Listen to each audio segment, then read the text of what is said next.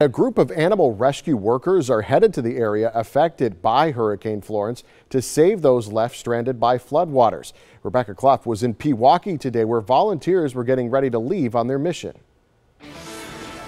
Operation Bring Animals Home has loaded up this SUV with dog food and other supplies as they get ready to drive through the night to North Carolina to rescue animals from the floodwaters. Volunteers gather up their supplies, including a donated boat, to head to Fayetteville, North Carolina, hit by Hurricane Florence. We literally go into the disaster area where the flooding is, where the majority of the hurricane has hit, the tailwinds, the tornadoes have hit, and we're rescuing the animals that have been left behind or displaced. Karen Beege and her team of volunteers from Operation Bring Animals Home are not new to rescuing pets from disaster areas. Last year, during Hurricane Harvey and Irma, the group was able to reunite families with their pets, like this family with their cat. Most of the time, their goal is to reunite owners and pets who somehow became separated. The team has already been in contact with rescue groups in North Carolina. What is it like down there from what you've heard? I just checked in before I came here, and it sounds like it's actually getting worse. They didn't realize that the storm would sit for so long.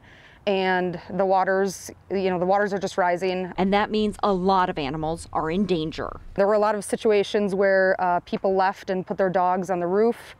Some dogs are still chained up, and also we heard horses are kind of running loose too. So really, once we get down there, we're just gonna hit the ground and just rescue as many as we can right away.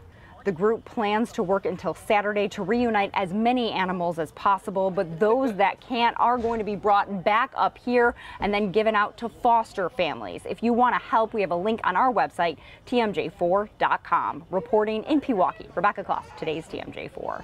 The mother of a missing Waukesha County teen thinks her daughter may be in Milwaukee. Serenity Morgan at Butler hasn't been seen since August 14th. She's 5'7" and weighs 140 pounds with brown hair and eyes. And now, if you have any information about her whereabouts, you're asked to give Butler police a call. A silver alert has been issued for this woman, 84-year-old Imelda Algiers. She suffers from Alzheimer's disease. She was last seen around 3 this afternoon napping in her deck or drive home. Her family reported her missing about an hour later. They say she is likely wearing a medical identification necklace. If you spot her, you're asked to call West Bend police. We are learning more today about a quadruple shooting on Milwaukee's south side. The shooting happened late yesterday afternoon near 21st and National. Police say none of the victims' injuries are life-threatening. Investigators tell us the shooting apparently stemmed from an incident that happened between the two groups about a month ago. An investigation also underway today in Manitowoc after a fatal officer-involved shooting. Police say an officer and firefighters were responding to a fire alarm just before 5 a.m. when the officer got into some sort of confrontation with a man armed with a blunt instrument. The officer fired his weapon, killing that man. The Wisconsin Division of Criminal Investigation is the lead agency looking into all this. Wisconsin is on pace this year for losing the most dairy farms since 2013. Wisconsin Public Radio reports that Wisconsin lost 47 dairy farms in August alone. State Department of Agriculture figures show that there were 429 fewer dairy farms than at the start of the year. Farmers say the decline isn't surprising, given the long-term trend towards industry consolidation. And believe it or not, hunting season in Wisconsin is upon us. Bow and crossbow deer season started yesterday, and it runs through January. There are a few changes this year, so make sure you check with the state DNR office before you head out. Still ahead here tonight, a mystery illness closes a British restaurant. Why police aren't taking any chances there. Plus some serious allegations against Supreme Court nominee Brett Kavanaugh.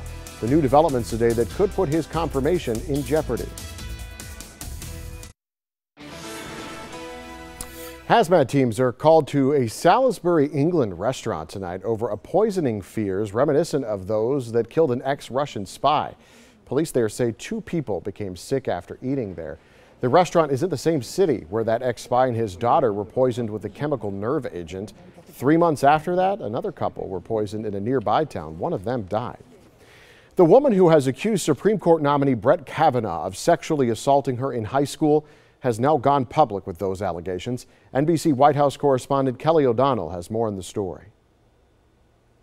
Christine Blasey Ford, a 51-year-old research psychologist, described Kavanaugh in the Post report as stumbling drunk at a Maryland house party in the 1980s, when she claims he pinned her to a bed and groped her while another teenage boy watched. He was trying to attack me and remove my clothing. I thought he might inadvertently kill me, according to the Post.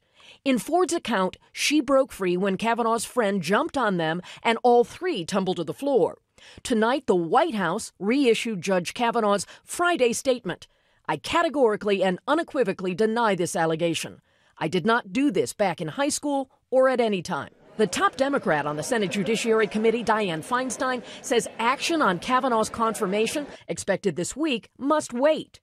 It is in the hands of the FBI to conduct an investigation. This should happen before the Senate moves forward on this nominee. Republican senators questioned the timing of the accusation. If this was material to the confirmation process, why on earth over the past 4 to 6 weeks hasn't it been discussed among the committee members? Judiciary Chairman Republican Chuck Grassley's spokesman responded, Judge Kavanaugh's background has been thoroughly vetted by the FBI on 6 different occasions, and called Kavanaugh a man of impeccable character. NBC News reached out to Christine Blasey Ford, and she has not responded. Therefore, NBC News cannot independently confirm her allegations. Tonight, a number of Democrats are calling for a delay to the confirmation of Brett Kavanaugh.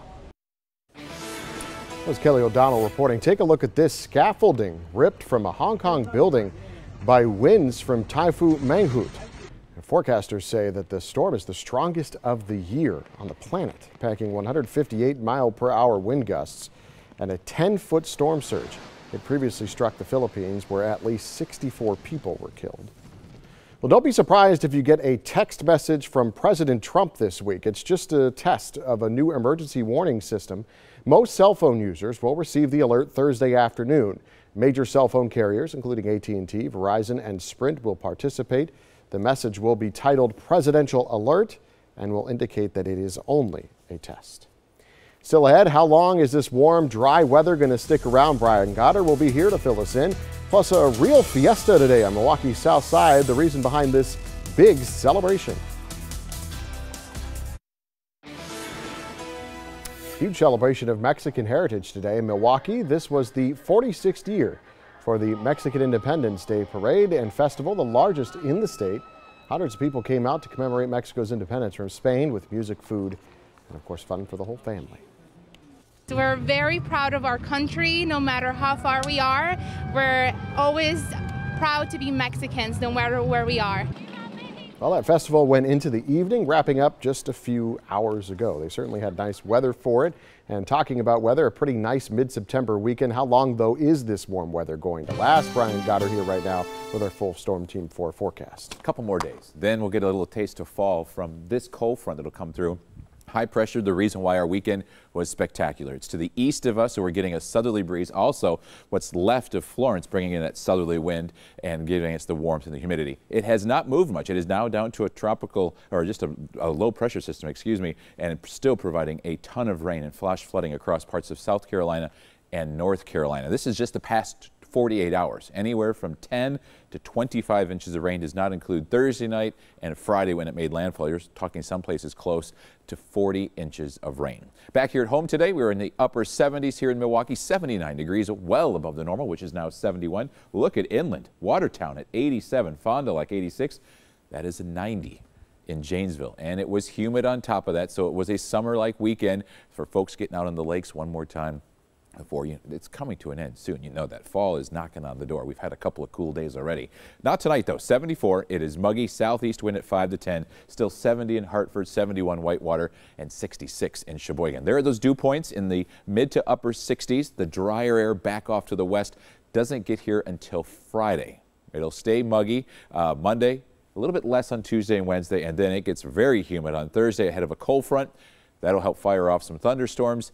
And then it gets much more comfortable Friday, Saturday, and Sunday. But tonight, temperatures staying in the 60s. It'll be Mid to upper 60s. Already seen some patchy fog in the inland areas as temperatures drop into the low to mid 60s there. Otherwise, a lot of sunshine. That fog will burn off very quickly. Here's the future forecast. Quiet tonight, a light southwesterly breeze. By late tomorrow afternoon into the evening, just an isolated chance of a shower, mainly north, up around Fond du Lac, Oshkosh, maybe even the Chilton area. And then late tomorrow night into early Tuesday morning, could see another round of scattered showers. Not everyone's going to see this rain, but they'll be around. And then we'll have hit and miss rain showers once again for Wednesday and into early Thursday with that cold front. Tomorrow's rain not amounting to very much, maybe a 1/4 of an inch to the north, less than a 1/10 of an inch to the south, but we're going to have rounds of these rain showers. And by the time we get to Thursday evening, most of us could pick up at least an inch of rain, if not more. It has been over 10 days since we've seen rain. We didn't need any after all the flooding, but now all of a sudden starting to need a little bit of rain, and we're going to get some off and on this week. Not tomorrow though. 85 degrees, 86 in Tosa, going to be humid. We'll have heat index in the lower 90s. Here's your 7-day forecast. 74 for Tuesday, 72 on Wednesday. So we do cool down, but it'll stay muggy.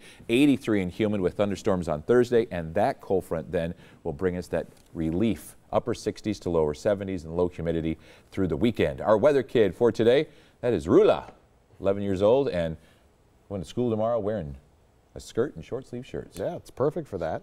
I don't know that we're going to be regretting the warm weather when we get a couple weeks from now. No. We wanted to go backwards. Please. Yeah. It'll be nice and cool. It'll be great. Crisp. All right. Thanks, Brian. Coming up here in sports, the Packers are frustrated with the officiating after today's tie with the Vikings. Rod's back with more from Lambeau after the break.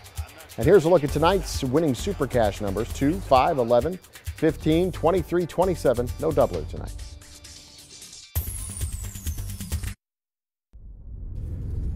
Penalties and missed opportunities are the main reasons the Packers ended up tying the Vikings today at Lambeau Field. Now, the Packers took the early lead in the game with the big special teams play. Geronimo Allison with the block punt. Rookie Josh Jackson is there for the easy touchdown, 7-0 Packers. Aaron Rodgers, who was playing with a knee brace today, he's going to find Devontae Adams, who puts on the sweet move to cut back in for the touchdown.